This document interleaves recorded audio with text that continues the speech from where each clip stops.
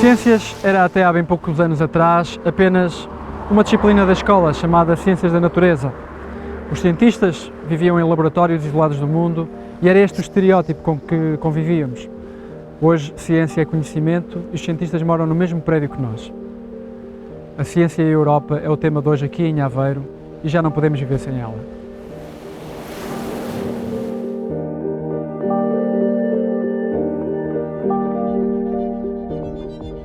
Science et Vie. São muitos os milhares de europeus que têm na revista francesa uma bíblia de deslumbramento todos os meses. Mas a Science et Vie não é a única. A Harvard Science Review acaba de comemorar, vejam só, 20 anos, aproximadamente o mesmo período de tempo da adesão de Portugal à Comunidade Europeia. Estudos, como os que podemos encontrar nestas revistas, não têm como alvo preferencial os cientistas, mas todos os que pretendem viver na linha da frente do conhecimento. Vejamos como este artigo da Harvard explicava há bem poucos meses um elemento desconhecido para a generalidade dos milhares de milhões de mulheres do planeta. A gravidez faz o corpo feminino receber uma quantidade de células fetais que, ao incorporarem-se nos tecidos e no sangue, têm um efeito reparador na mulher gestante. E esse efeito dura durante 27 anos. Está agora melhor explicado porque ficam ainda mais belas a generalidade das mulheres que foram mães. E isto é ciência. Investigação resultante do engenho do ser humano, capaz de o fazer avançar para o espaço e voltar.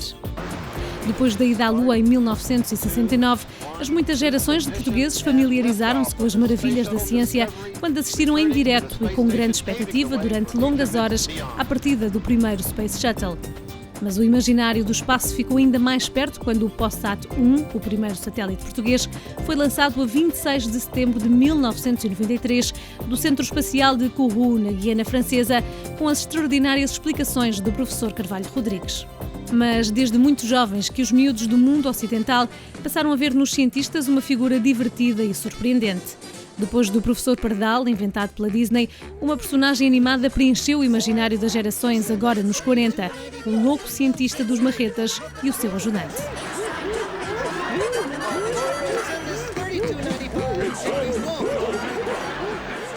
Portugal acordou tarde para a ciência. Os números mostram que o valor gasto atualmente em investigação e desenvolvimento mais do que duplicou face a 20 anos atrás. Vale 0,79% do PIB, quando em 1985, antes da adesão, era de apenas 0,35%. Visto assim, parece uma boa notícia, mas é apenas meia verdade. Se é certo que em 1995 subimos este investimento em investigação e desenvolvimento para 0,54%, em 2000 para 0,76%, a União Europeia, com 15 membros nestas mesmas datas, já ia com 1,85% e 1,91%, respectivamente. O número de cientistas, apesar da nossa modesta performance, está a subir consecutivamente. Em 1985, os profissionais radicados em Portugal nesta área eram 5.088. Em 1995 eram já mais do dobro e 10 anos depois os dados apontam para 21.000.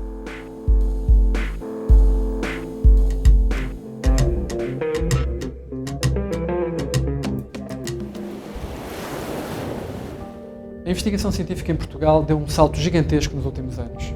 Pode parecer ainda pouco significativo esse salto, mas, face aos antecedentes, é um enorme crédito de prestígio e competência numa nova geração de cientistas cada vez mais valorizada e reconhecida. Se você quiser identificar o maior problema de Portugal, é sempre o seu isolamento relativo. E na ciência isso é mortal.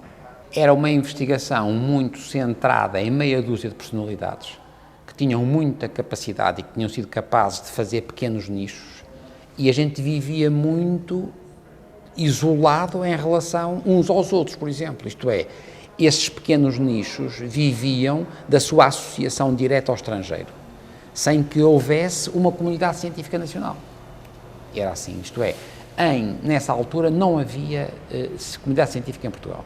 Esse é que é o grande problema. Já havia centros de excelência, poucos, com muito poucas pessoas, mas fora de série. Só que essa sua sobrevivência passava por uma relação direta com o exterior e nunca com uma relação harmónica com os colegas nacionais. Portanto, nós sentimos, quando aderimos à Europa, a gente sentiu que tinha uma hipótese única de passar a pertencer a um espaço diferente, maior. Bom, a investigação científica havia em Portugal e já havia há algumas décadas, o que era bastante incipiente. Desde logo havia pouquíssimos cientistas. Portanto, era um período caracterizado basicamente por um pequeno número de personalidades especiais que faziam a sua investigação, mas que não constituíam propriamente comunidade ou grupos científicos. A entrada na União Europeia, precisamente, veio poder trazer uma mobilização de recursos de outra ordem de grandeza que vieram depois a poder permitir constituir equipas e instituições de investigação, unidades de investigação, grandes laboratórios até, portanto, transformar toda a situação anterior. A maior parte das pessoas acha muito que foi o dinheiro. Não foi. O dinheiro foi importante. Mas mais do que o dinheiro foi a internacionalização e a comparação. Isto é, a ciência por definição é internacional. A ciência por definição necessita da comparação com os pares. E a entrada de Portugal na União Europeia deu-nos isso, deu-nos um espaço internacional onde a gente circulava e onde a gente comparava. Depois é verdade que o dinheiro foi fundamental. Passou a haver muito mais dinheiro do que havia. A ciência moderna trouxe para Portugal uma cultura de avaliação. Eu acho que é talvez aquilo que de mais importante, para lá da modernização das formações, a renovação das universidades. As universidades, no sentido moderno, era como se não existissem há umas décadas atrás em Portugal, em termos internacionais. Era como se não existissem, porque não eram produtores de ciência reconhecidos internacionalmente. Ou eram pequeníssimos, microscópicos produtores de ciência. Esta ideia de que a cultura da ciência é, em primeiro lugar, uma cultura de rigor, de aferição, de controle, de avaliação. Esta ideia até que a ciência trouxe para o interior das máquinas de escolha, que quando se decide se este projeto de investigação deve ser apoiado ou não deve ser apoiado, que isso se faz através de um sistema de avaliação independente.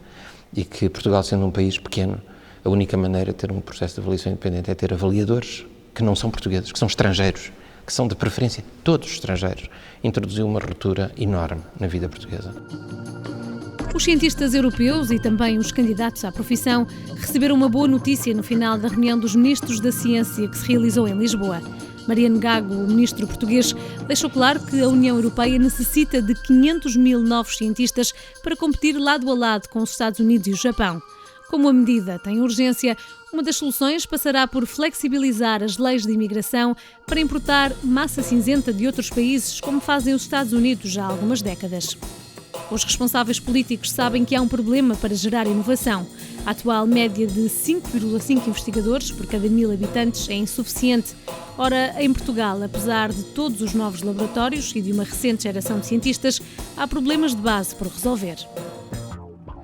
A criação de novos laboratórios associados dentro do país, a possibilidade de contratar jovens para essas instituições, a criação de uma carreira de investigação, não no sentido clássico de uma carreira para toda a vida, mas a possibilidade de poder contratar jovens que pudessem estar interessados em fazer ciência, que não tivessem um lugar garantido que fosse para toda a vida e em que fosse como no exército, você depois de 5 anos passa ao grau superior e por aí fora. Isso altera muito a estrutura da forma como a ciência é feita em Portugal. Não? O problema está em que na sociedade portuguesa contemporânea ainda não se considera a profissão de investigador como qualquer coisa que merece ser apoiado ao mesmo título que os profissionais de saúde, por exemplo, médicos ou enfermeiros, ou os professores, ou os juízes, ou as forças de segurança. O investigador é assim alguém que sabe fazer umas coisas, tem uma paixão pelo que faz e isso lhe fará viver, digamos. Não carece de ser apoiado como um profissional digno que é, evidentemente. Portanto, o problema, para mim, é realmente que ainda não temos uma concepção da profissão de investigador como uma profissão formalmente reconhecida. Não? Portugal foi, nessa altura, pioneiro a identificar dentro da União Europeia a possibilidade de canalizar certos fundos que tradicionalmente estavam dedicados a outras atividades, como o Fundo Social Europeu, que era basicamente um fundo de emprego e de requalificação para emprego a pessoas desempregadas, ou o Fundo de Desenvolvimento Regional, que também era fundamentalmente dedicado a desenvolvimento de material, a estradas, a vias de comunicação, edifícios, etc., e que, de alguma maneira, Portugal descobriu e ajudou a Europa a descobrir que era importante dirigir esses fundos de desenvolvimento e de formação de pessoas para a formação de topo avançada nas áreas da ciência. E no campo das ciências houve enormes progressos de professores que procuraram aproximar-se da ciência. Eles tinham tido uma formação de base na universidade, mas essa formação de base, em muitos casos, não era uma formação que os aproximasse da ciência moderna, que lhes desse a possibilidade de fazer brilhar os olhos dos alunos e explicar-lhes o que é que estava a acontecer, que descobertas é que estavam a fazer-se, e isso exigia uma aproximação com a ciência mesmo, com aquela que se faz nos laboratórios.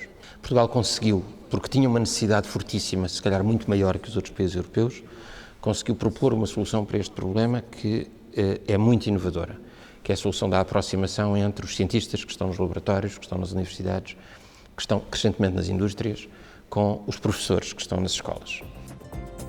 Uma das mais importantes estratégias para o crescimento da ciência passa pelo despertar das novas gerações para o extraordinário papel da inovação. Para além dos espaços físicos que vão crescendo pelo país e de que são exemplos de destaque o Pavilhão do Conhecimento em Lisboa e o Visionário em Santa Maria da Feira, há um outro mundo de conhecimento bem simples de chegar através dos dedos, ou seja, a internet. Se for, por exemplo, a education.jlab.org, a capacidade de nos deixarmos levar pelos jogos e atividades de reflexão científica é imensa e variada. Desde links dedicados a professores e alunos até aos jogos que envolvem a química, matemática, capacidade de memorização ou palavras, há de tudo para ludicamente estimular o conhecimento. Outro site interessante, mais virado para as questões da astronomia, é promovido pela NASA e podemos encontrá-lo neste endereço. Também é possível fazer parte do clube que acompanha todas as novidades sobre Marte, o que significa informação própria para crianças, estudantes, professores ou público em geral. A tradição norte-americana nesta área é maior do que a europeia, mas Bruxelas tem estado atenta a este dossiê e a informação comunitária neste domínio começa a crescer. Quem for a scienceeurope.net pode aceder aos principais organismos europeus relacionados com este dossiê e entrar num mundo de conhecimento. Se for ao link de Portugal, terá logo em primeiro plano o sítio da Biblioteca Nacional, mas se optar, por exemplo, pelo Reino Unido, poderá escolher a secular Royal Society e ficar a par das novidades científicas à escala mundial. Voltando a Portugal, o programa Ciência Viva, também disponível na net, tem sido um dos esforços públicos de maior alcance no objetivo de uma geração mais disponível para o pensamento científico desde cedo. Ciência Viva foi qualquer coisa que foi criada com o objetivo de penetrar na sociedade desde os mais jovens até aos mais velhos. Não é? A ideia de que nas escolas, a partir da iniciativa dos próprios professores das escolas, poderem criar pequeninos projetos em que envolvessem os seus colegas, as crianças, os jovens, desde a idade muito, muito precoce, os próprios institutos de investigação com quem teriam ligações, eu acho que isso foi uma alteração muito significativa em Portugal.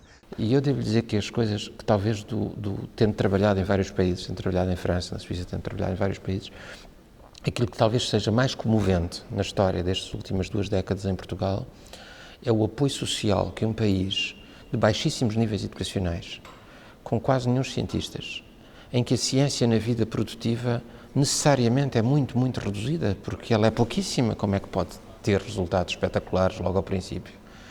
A confiança que o país deu aos seus jovens cientistas desta geração moderna, a confiança que lhes deu dizendo: nós achamos que é muito importante o que vocês estão a fazer, mesmo que a gente não perceba o que vocês estão a fazer, mesmo que não se saiba bem se isso vai servir para alguma coisa, mas é com certeza o que vocês estão a fazer que vai mudar o país. Eu não tenho a certeza se começou por ser o apoio público à ciência que a permitiu se desenvolver ou se foi a própria ciência que se desenvolveu e que constituiu um exemplo.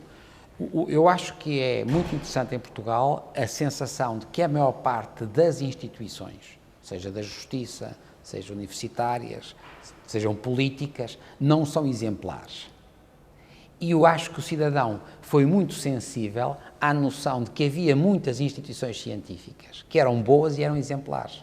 Aquilo onde ainda estamos muito, muito longe do que eu achava que seria mesmo a média europeia é em termos de mobilidade das pessoas. Quer dizer, muitas pessoas ainda têm alguma dificuldade em imaginarem que nasceram no Porto e que vão viver para Évora ou que vão viver para...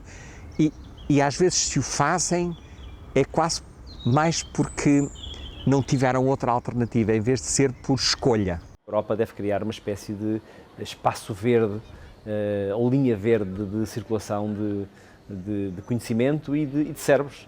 Nós precisamos, eu não estou muito preocupado com a chamada atração de cérebros ou com a exportação de cérebros. O que eu quero é que haja muitos cérebros a circular, ou seja, muita gente a circular pela Europa, muitos europeus a circular pelo mundo. A nossa visão cosmopolita é isso que dá valor acrescentado. O nosso problema hoje, se eu tiver que identificar o problema hoje da ciência portuguesa, é como é que ela vai crescer. Eu penso que ela tem que crescer exatamente no espaço europeu internacional. Não pode crescer cá dentro. Ela cá dentro atingiu um patamar muito bom, vai crescer internacionalmente. Mas será que quando isso acontecer, a sociedade vem atrás e está preparada para aproveitar, ou vai acontecer a mesma coisa? Isto é, o que nós vamos é ter coisas que se destacam ainda mais. Eu acho que a questão europeia da ciência na Europa para os próximos anos já não se coloca dentro da Europa, coloca-se à escala mundial, coloca-se na relação da Europa com o resto do mundo. Coloca-se na capacidade da Europa de atrair jovens estudantes de todo o mundo, designadamente dos grandes países que começam a ter máquinas de educação de grande qualidade, mas que ainda não têm um desenvolvimento industrial que consiga absorver, nem científico, consiga absorver todos esses jovens.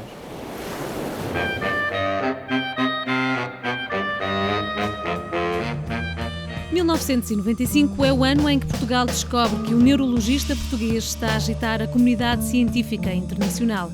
Com a publicação de O Erro de Descartes, António Damasio, radicado nos Estados Unidos, relança o debate acerca da relação entre sentimentos e razão.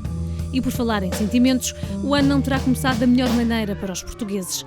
Em janeiro preparava-se mais um encontro entre Durão Barroso, na altura Ministro dos Negócios Estrangeiros, com o seu homólogo indonésio Ali Alatas. Um encontro seguido de perto pelas Nações Unidas que tinha como objetivo a resolução da questão de Timor. Uma reunião ensombrada pelas afirmações de Suharto, presidente da Indonésia, de que não iria ceder na questão da autonomia do território. Nesse mesmo ano, os Estados Unidos anunciam que vão retomar o apoio militar à Indonésia.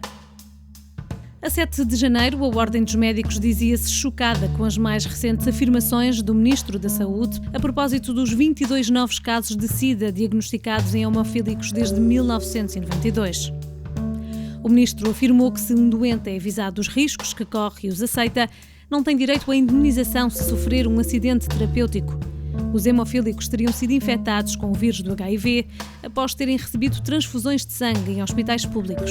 Mas a 8 de janeiro de 1995, a esperança voltava a pairar. Aparentemente, o elixir da juventude tinha sido encontrado. Investigadores americanos e franceses afirmavam ter descoberto uma molécula produzida pelo organismo DHEA, responsável pela melhoria do estado dos doentes. A sua eficiência na melhoria da qualidade de vida e na longevidade é que não ficaram comprovadas.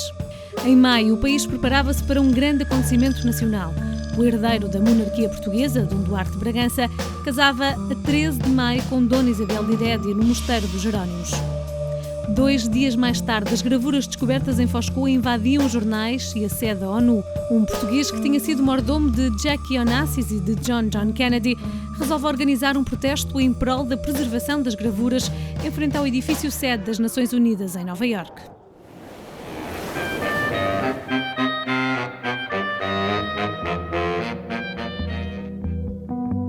Fazer ciência em Portugal há 20 anos atrás não era fácil. As condições materiais eram indigentes e os baixos incentivos públicos estavam circunscritos a uma elite de cientistas. Depois de 25 de Abril, alguns investigadores exilados no estrangeiro começaram a regressar. E à chegada, encontram um país sem política científica definida, poucos meios e quase nenhum recursos humanos. Durante a década de 70 e 80, gerações de jovens cientistas viram-se forçados a abandonar o país à procura de oportunidades para fazer a ciência lá fora. É o caso de Mário Sousa, hoje especialista na investigação da infertilidade e das técnicas de reprodução assistida. Bom, é uma ciência experimental limitada, era uma ciência muito mais morfológica. Era uma ciência mais baseada no aspecto ao microscópio, como é que eram as coisas, já havia alguns modelos experimentais sobre os ratinhos.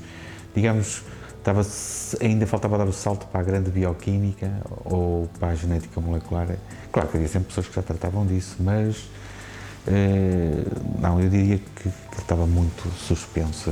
Não existia praticamente cá e portanto, o atraso era enormíssimo.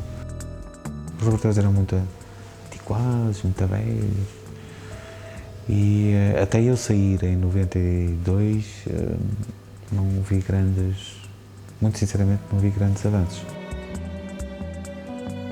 De há 20 anos para cá, o percurso deste cientista implicou muito trabalho.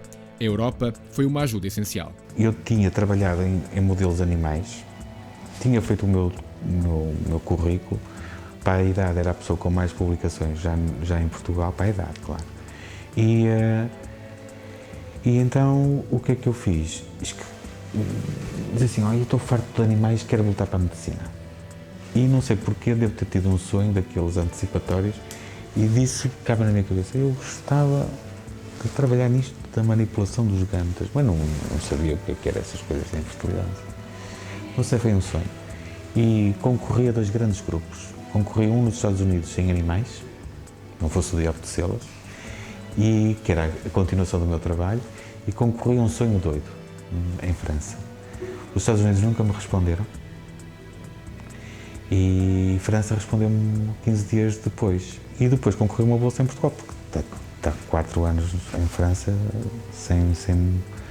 e a resposta foi não, e portanto aí tive que trabalhar toda a noite, durante um ano. Lembro-me que literalmente dormia 2 horas durante um ano inteiro, porque tinha que estar aqui na faculdade e tinha que trabalhar. A faculdade ganha-se muito pouco, ganhava 50 contos por mês, está a ver? E depois, como médico particular à noite, sim, claro, fiz o suficiente para arrancar. E depois cheguei lá fora e disseram assim, olha, não se sabe resolver a infertilidade masculina, é o seu tema de trabalho, desenrasque-se. E foi assim que nasceu a microinjeção.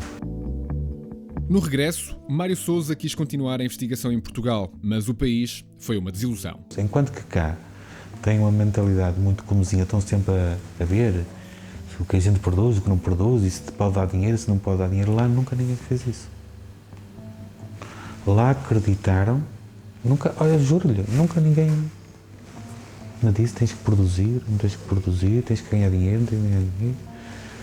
A única coisa é que sempre que a gente fazia uma grande descoberta que pediam para guardar segredo durante 2 anos, para eles serem detentores da mais-valia, e eu percebi qual é, mas eles também tinham investido imenso em nós, mas nunca acreditavam mais em nós, sabe, de uma maneira mais franca, e nunca me faltaram recursos. É o que eu lamento, depois quando regressei acreditando no projeto, foi uma desilusão total.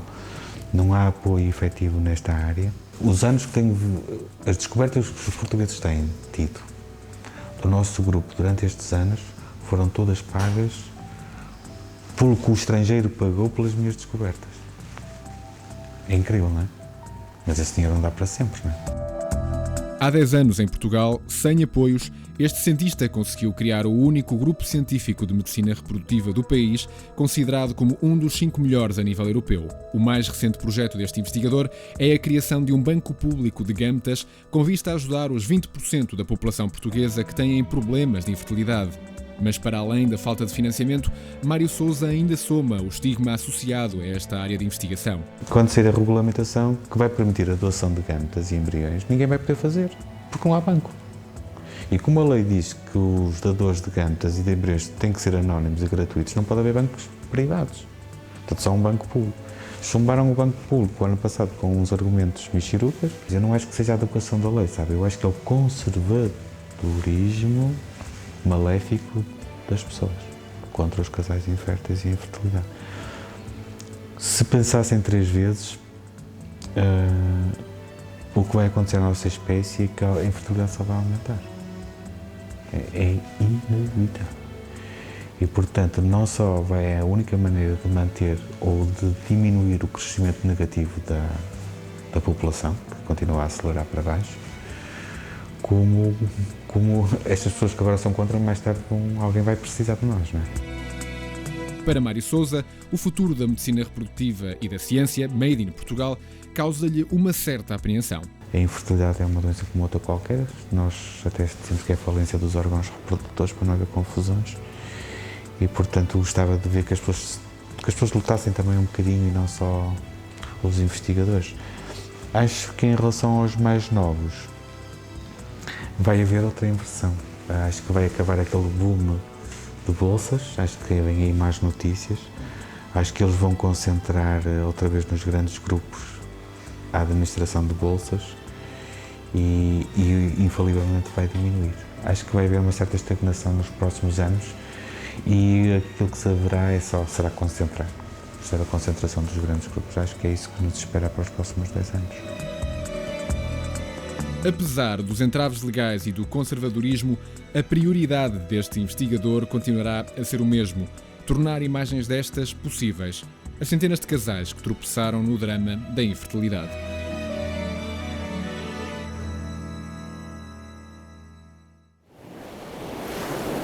Portugal tem sido relevante na investigação que faz na área das biomédicas, mas, pelo contrário, na indústria em geral, sente-se a falta de investimento em investigação e desenvolvimento. Há uma outra nota: o dinheiro público tende a não vir com tanta força para a investigação e ela depender mais do investimento privado. É que todos os dias se vê: competitividade é inovação. Não há uma verdadeira tradição de investigação empresarial. As empresas portuguesas, durante tantas décadas, sem uma verdadeira concorrência exterior, foram recebendo a inovação muitas vezes por via do chamado processo de imitação. Tradição de excelência na investigação não é de facto o ponto forte do país, embora Portugal já tenha recebido um prémio Nobel na área científica. Foi com Egas Muniz em 1949 e o feito é tanto maior quanto o tempo histórico em que ele sucedeu. O grande neurologista deu um enorme contributo para a capacidade de vermos o cérebro por dentro, o que tornou menos complexa a cirurgia cerebral. Este facto é um marco na história científica portuguesa e também ajuda a explicar a tradição de sucesso na investigação biomédica em Portugal. O único prémio Nobel de ciência português vem de um período de fraquíssimo desenvolvimento científico em Portugal e vem precisamente da área médica. A relação com a indústria é, portanto, mais tardia, porque é mais difícil. Nós hoje estamos a falar do outro mundo, porque só no último ano devem-se ter criado, a partir de cientistas, de jovens cientistas saídos das universidades e das descobertas deles e das teses deles, devem-se ter criado uma centena de empresas. Temos gente jovem muito boa, quer dizer, mesmo que os mais velhos desapareçam, há muita gente jovem de grande qualidade e acho que estão a começar a perceber que há a possibilidade de fazer ciência de grande qualidade em Portugal. Se é verdade que temos fundos estruturais europeus muito significativos ainda no Orçamento de Ciência Nacional, também é verdade que proporcionalmente essas verbas têm vindo a diminuir e têm vindo a ser substituídas e muito aumentadas com verbas nacionais que representam, no fundo, a prioridade que o país dá à aposta, aquilo que deve, dos seus recursos, dos impostos, de nós todos, que deve aplicar na ciência. Não se tem ideia, mas para apresentar uma proposta ganhadora em Bruxelas é preciso investir à partida muito dinheiro, milhões de euros, ou se não digo milhões, centenas de milhares, pelo menos. A fazer reuniões preparatórias, a fazer estudos prévios, dados piloto, etc.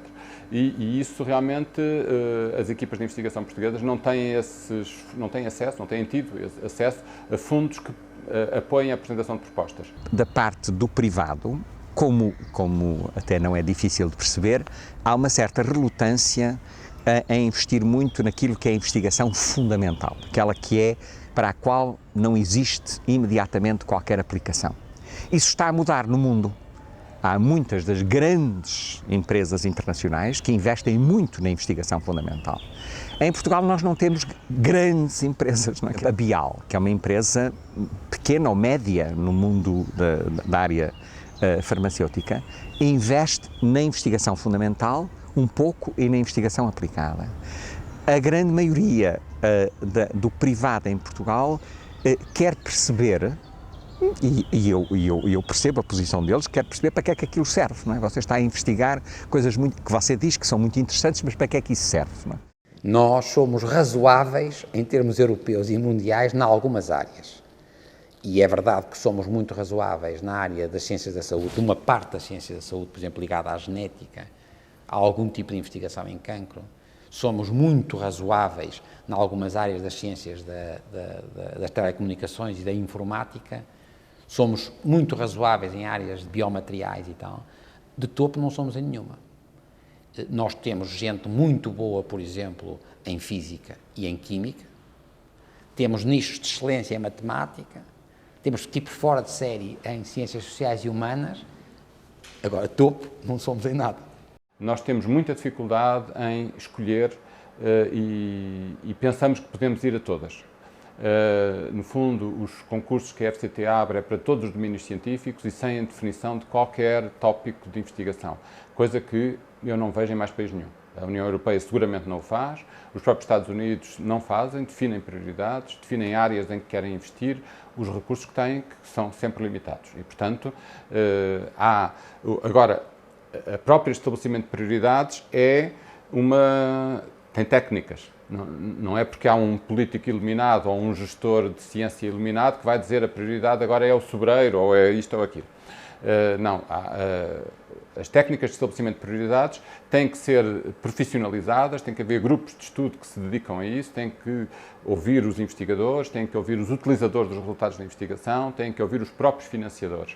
E é desta tríade de interesses e de percepções do que é mais importante investigar em cada momento que resultam as ditas prioridades. Se você agora dividir a nossa produção científica pelo dinheiro que gastamos, aí somos de topo. Portugal tem centros de investigação em diversas áreas que têm uma produtividade científica e uma qualidade científica desmesurada em relação aos seus custos. Porque a gente não se pode esquecer que nós continuamos a ser um país muito pobre e a ciência em Portugal é uma ciência que tem maiores dificuldades de sobrevivência do que a ciência noutros países do centro e norte da Europa. Nós precisamos de um bocadinho menos do que duplicar em termos de comunidade científica para estarmos nas médias europeias. Quer dizer que estamos ainda com uma comunidade científica muito escassa. E, em particular, isso quer dizer que se houvesse uma política de especialização apenas numa área nesta fase, seria uma estratégia erradíssima, a meu ver, suicida. Porque seria pegar numa base que tem pouca expressão, selecionar uma área e ignorar todas as outras que vão sustentar desenvolvimentos futuros e a escolha de alternativas futuras.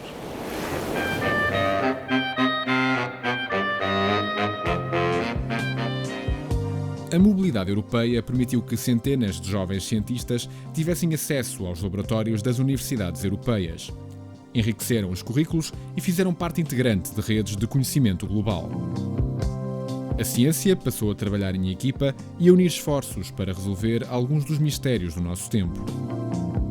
O IPATIMUP, o Instituto de Patologia e Imunologia Molecular da Universidade do Porto, é um centro de investigação com grande visibilidade internacional que se dedica a desvendar as razões e terapias face ao cancro. Tem feito descobertas importantes no estudo dos carcinomas do estômago e da tiroide. Nestes laboratórios, a experiência de investigadores séniores convive com os jovens cientistas. Maria José Oliveira é uma delas. Investigadora do IPATIMUP, tem no currículo um doutoramento realizado na Bélgica. Na memória, tem bem presente uma experiência inesquecível. Quando lá cheguei, senti-me logo muito afeto.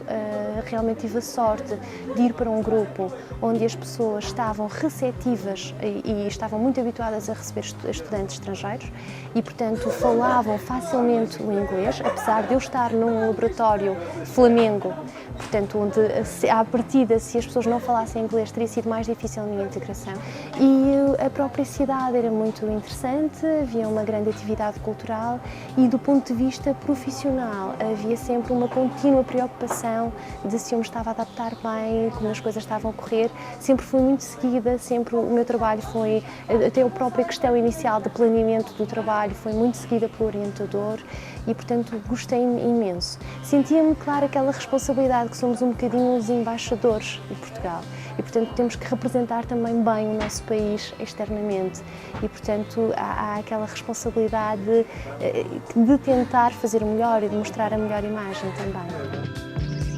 Mobilidade europeia não implica fechar as portas a quem vem de fora do espaço comunitário. O grande desafio tem sido mesmo inverter a fuga de cérebros europeus, atraindo talentos para lá das fronteiras comunitárias. Foi o que encontramos na equipa de investigação do IPATIMUP. Fernando Schmidt, investigador brasileiro, foi descoberto e convidado a pertencer à equipa. Passei cá 2 anos e foi exatamente na altura em que o IPATIMUP estava a dar os seus primeiros passos. E fiquei muito bem impressionado com o Instituto e com as condições que havia no Instituto, com a vontade de toda a gente de fazer a investigação. E, feito isto, retornei ao Brasil durante 1 ano e o professor Sobrinho sempre me convidou para vir para Portugal novamente. E me demiti como funcionário público no Brasil e vim para cá. Na altura não haviam lugares, não é? O Instituto não tinha lugares de investigador, não haviam lugares na Faculdade de Medicina e a forma pela qual vim para cá foi exatamente com uma bolsa da União Europeia para cientista convidado. O IPATIMUP aplicou a uma bolsa para cientista convidado e de modo que os primeiros 2 anos na minha vinda a Portugal depois foi com esta bolsa da União Europeia. Para estes investigadores, a União Europeia é um espaço com as portas abertas à ciência. Sem ela, a investigação com o selo português, como a conhecemos hoje, não seria a mesma. Eu penso que a presença de cada vez mais membros é essencial, porque realmente vai nos permitir, do ponto de vista científico, colaborar cada vez mais com outros laboratórios de renome que existem em diferentes países europeus e, portanto, vai permitir complementar as nossas faltas e ampliar aquilo de que somos realmente bons e de que podemos ensinar e explicar às pessoas, vai permitir com que haja uma melhoria, sem dúvida, desta colaboração científica. A primeira grande medida, se eu pudesse tomar, era desburocratizar o processo das candidaturas a projetos europeus, tornar mais fácil e mais com um julgamento mais rápido, mais preciso do que é ainda atualmente. Ainda há muita a burocracia de Bruxelas, toda a gente reclama em todas as áreas, na investigação também existe. Claro que do ponto de vista, por exemplo, financeiro, como pós-doc que sou, preocupa-me muito também depois as infraestruturas que se criam mais tarde, porque realmente houve uma vaga muito grande de financiamento de bolsas de doutoramento, bolsas de pós-doutoramento, há uma melhoria para reequipamento das unidades de investigação e, portanto, elas hoje estão reequipadas e têm, obviamente, condições que há muitos anos atrás não existiam, mas depois há a necessidade de seguir, fazer uma continuidade. E espero que a União Europeia nos consiga alimentar essa continuidade e melhorar cada vez mais. Receios à parte, o certo é que nunca a ciência esteve tão perto de Portugal e da Europa.